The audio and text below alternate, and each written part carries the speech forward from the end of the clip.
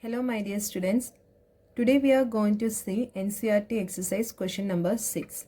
So the given figure shows the distance time graph of three objects A, B and C. Study the graph and answer the following questions. So here one graph is given to us and based on this four questions are asked. So first question is that which of the three is traveling the fastest? That means here this is distance and time graph, right? So we know that this from distance time graph we will be getting speed. So speed means which is equals to slope of distance time graph. So which one is having more slope, that one will be moving with greater speed or that one will be traveling the fastest. Is it clear? So here three objects are there, A, B and C. So here A is this one and B is this one and C is this one. So which one is having the greatest slope? B is having the greatest slope. So B is traveling the fastest. That means which one is having the greater slope, that one will be moving with more speed or that is traveling the fastest. So as per that here B is the, so we know that B is having here more slope, greater slope. So B is moving with greater speed or it is traveling the fastest.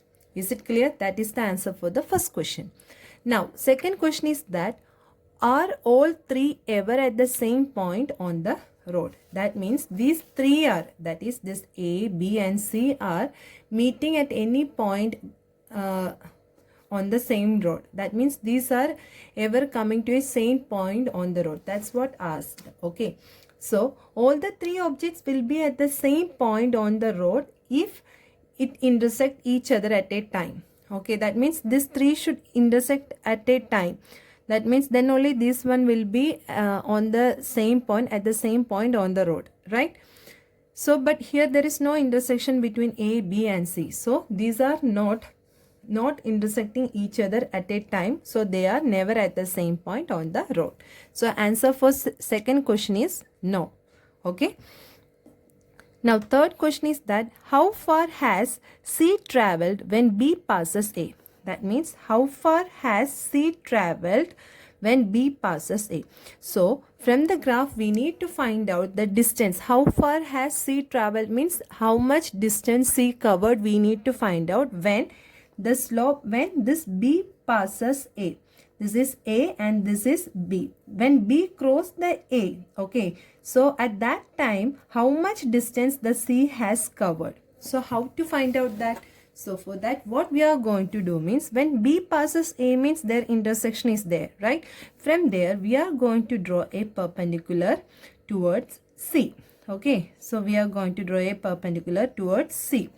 So from this we need to find out how much distance C has traveled. That means from this point we are going to draw a perpendicular towards the y-axis, which is distance. Okay, so while drawing that we will be getting here, you see, from here, from the C we are going to draw a perpendicular towards the distance. Okay, so we are getting the point here 8. Is it clear? Distance here we are getting 8. But remember that this is for the object C. So C is, now here we got the distance 8. But this is the final velocity. We can say that this is the final velocity of C. Okay. Because, are you able to see, students? Because what happens here means C is already moving with some initial velocity. You see, C is not starting from the origin. C is already moving with some initial velocity. Okay. So here, this is the point. This is the point also we need to note, because this is from here to here. This is the distance which is traveled by C. So we need to find out this distance. This is the distance which is covered by C. Is it clear, students? So before that here, so now we got this much. You are clear with this, I hope so. We need to find out this much distance. This is for the distance which is covered by C. Okay, before that let us check with the scales which we are taken here. Okay, so here you see the scales are 4, 8, 12, 16, 20, like that only scale is taken. And in each section you see how many boxes are coming here.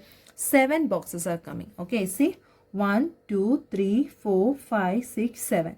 So each box we can say that it is the value of 1 by 7. See 1 by 7, 2 by 7, 3 by 7, 4 by 7, 5 by 7, 6 by 7, 7 by 7 into 4 means what we are getting? 4 we are getting, right? 7 by 7, after that 8 by 7, 9 by 7, 10 by 7, 11 by 7, 12 by 7, 13 by 7, 14 by 7. 14 by 7 into 4 means what we are getting? By cancelling out we will be getting 8. So here it is 8. Is it clear? Then again 14 by 7, then 15 by 7, 16 by 7, 17 by 7, 18 by 7, 19 by 7, 20 by 7, 21 by 7. 21 by 7 into 4 means what we are getting? While cancelling out, 7 will cut 21 by 3. So 3 into 4 we are getting 12. Okay, is it clear? So each box is of how much? Each box's value is of 1 by 7. Okay, is it clear? Now you see here the C is starting from this box. 1, 2, 3, 4. C is starting from the box 4. So we can say that the initial velocity of C is 4 into 4 by 7. Is it clear, students, how I have written this one? Each box value is 1 by 7. So here it comes to 4. Okay.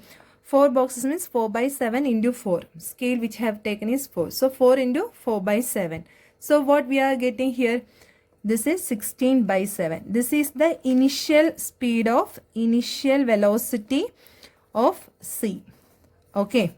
So final velocity we have find out how much? Final velocity now we have got it as 8. Right? So what is the difference between this? That means the distance which is covered by C. Distance covered by C. How come we can find out? Distance covered by C means how come we can find out? 8 minus 16 by 7. So we need to take the LCM. That means 56 minus 16 by 7. So we will be getting 40 by 7 kilometer. This is the answer for third question. So how far C traveled means when it B crosses A means 40 by 7 kilometer. Okay. This is the answer for third question. Is it clear how we have got here 16 by 7 and 8? Okay. So now we are moving with the next question. Okay. Fourth question. How far has B traveled by the time it passes C? That means how far B has traveled when it crossed the C. That means here is the point when B is passing the C means here is the intersection happens. So at this time how much distance B has traveled? For that also from this point what we are going to do? We are going to draw a perpendicular towards the time axis, and from there we are going to draw a perpendicular towards the x-axis so that we can find out how much distance B has traveled. See, here only it is coming, right? Is it clear? Here, how much distance? So this is the distance which is covered by B when it passes C. Okay, so this much distance. So B is already traveling from the initial point only. So we need to find out from here to here how much distance. That is the distance of C. This is the distance of, not C, this is the distance of B which it covered. Is it clear, students? So what we need to do here?